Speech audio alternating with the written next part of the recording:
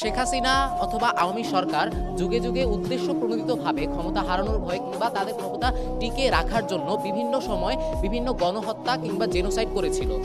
এখন মাননীয় স্পিকার আর একবার লক্ষ্য করুন, আজ থেকে এক যুগ আগে যখন 28 ফেব্রুয়ারি 2013 সালে আল্লামা দেলোয়ার হোসেন সাঈদীকে মিথ্যা মামলার রায়ে ফাঁসি দেওয়া হয়েছিল, সেই ফাঁসির বিচারে যখন আসলে জনগণ প্রতিবাদ করেছিল, সেই প্রতিবাদে শেখ হাসিনা তাদেরকে গণহত্যা করেছিল।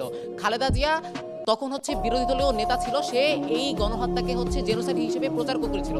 তার মানে আপনাকে বুঝতে হবে যে খালেদা জিয়া তথা বিএনপি যখন তারা বিরোধী দলীয় দল ছিল, তারা জামাতের পক্ষে ছিল। তার মানে জামাত এবং বিএনপি মিলে তখন আসলে একটা বড় পাওয়ার হোল্ড করত, এবং এই ভয়ের কারণেই পরবর্তীতে আওয়ামী লীগ ক্ষমতা হারানোর ভয়ে এই বিষয়টি ধামাচাপা দেওয়ার চেষ্টা করে। দ্বিতীয়ত, যুগে যুগে আওয়ামী সরকার অনেকবার চেষ্টা করে তাদেরকে যারা আসলে তাদের বিপক্ষে ভয়েস রেজ করে বা তাদের বিপক্ষে কথা বলে, সেই মানুষগুলোকে মেরে ফেলার, সেই মানুষগুলোকে তারা গণহত্যার মাধ্যমে আটকে দিতে চায়। আরো একটা জিনিস লক্ষ্য করুন, হত্যাকাণ্ড করা হয়েছিল আপনার ক্ষমতা হারানোর ভয়ে, কিন্তু পরবর্তীতে আপনার হত্যাকাণ্ড নিয়ে যেই সব জিনিসগুলো প্রচার করা হয়, ওই জিনিসগুলো প্রচার করা হয়েছে এই হত্যাকাণ্ডকে বৈধতা দেবার জন্য।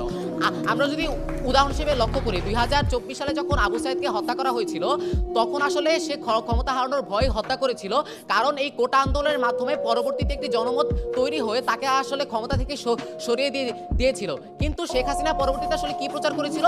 শেখ হাসিনা পরবর্তীতে প্রচার করেছিল এটি জামাত ইসলামীর দ্বারা সংগঠিত একটি গণহত্যা। তার মানে আপনার যেই গণহত্যাগুলো আদিকাল থেকে হয়ে আসতেছে, ওই গণহত্যাগুলো আসলে ক্ষমতা হারানোর ভয়ে করা হয়েছিল, কিন্তু আপনার পরবর্তীতে যেই সব কথাবার্তা বলার চেষ্টা করে তারা বা জঙ্গির কথা বলে, সেগুলোকে বৈধতা দেবার জন্য করা হয়েছিল। এখন আপনার একটা জিনিস বোঝা খুব বেশি গুরুত্বপূর্ণ, কেন আসলে হেফাজতে ইসলাম ওই সময়টাতে রাজনৈতিক পটভূমিতে খুব বেশি গুরুত্বপূর্ণ একটি জায়গা দখল করেছিল। আপনাকে একটা জিনিস বুঝতে হবে যে যখন হেফাজতে ইসলামী আসলে আন্দোলনরত ছিল, তখন তারা ঢাকার 6টি প্রবেশ মুখ দখল করেছিল। তাদের পক্ষে ছিল জামাত, বিএনপি কিংবা আপনার বড় বড় রাজনৈতিক দলগুলো। আওয়ামী লীগ তখন আসলে এই সংখ্যাটাই করেছিল, যদি তারা এই 3-4টা বড় বড় রাজনৈতিক দল যদি একত্রিত হয়ে যায়, তাহলে এটা আমার জন্য ভবিষ্যতে বিপদ। আপনি একটা জিনিস লক্ষ্য করুন, হেফাজতে ইসলামী কিন্তু ডিএমপির অনুমতি নিয়ে আন্দোলনটা করেছিল, কিন্তু তারপরও কেন তারা আসলে সময় চেয়ে নিচ্ছি একটু, কিন্তু তারপরও কেন আসলে তারা গণহত্যা করেছিল? কারণ তার মধ্যে এই ভয়টা ছিল বা এই সংখ্যাটা ছিল যে পরবর্তীতে এই বিএনপির মাধ্যমে প্রমাণটা কি আসলে আপনার খালেদা জিয়া সরাসরি বলে দিয়েছে যে হেফাজতে ইসলামীর এই আন্দোলন করাটা একটা গণতান্ত্রিক অধিকার। আপনার বিএনপি ছিল, জামাত ছিল এবং হেফাজতে ইসলামীর আপনার হাজার হাজার তরুণ ছিল যারা আসলে জান